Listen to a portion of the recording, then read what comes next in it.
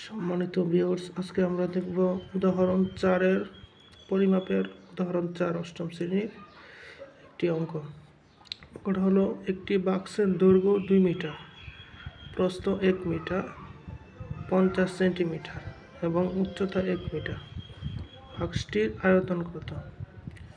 তাহলে দৈর্ঘ্য হলো 2 মিটার,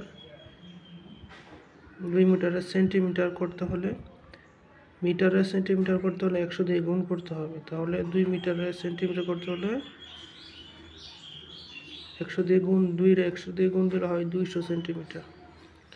প্রস্থ 1 মিটার 50 সেন্টিমিটার মানে 1.5 মিটার। আচ্ছা,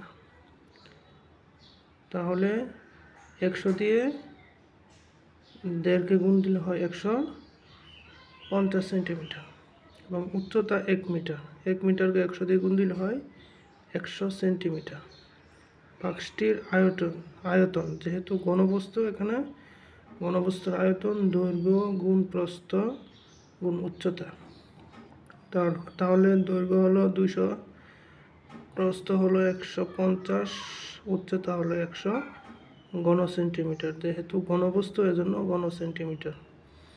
তাহলে গুণ করলে হয় 30 লক্ষ ঘন সেন্টিমিটার।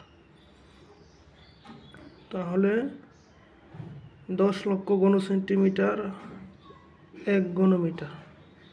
এভাবে 10 লক্ষকে 30 লক্ষ দিয়ে ভাগ করলে হয় 3 ঘনমিটার।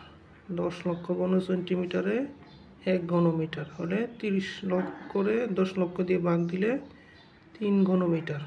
আচ্ছা, একটা বিকল্প পদ্ধতি দেওয়া আছে।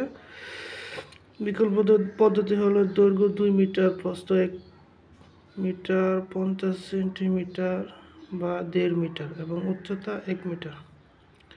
সুতরাং বাক্সটির আয়তন দৈর্ঘ্য গুণ প্রস্থ গুণ উচ্চতা।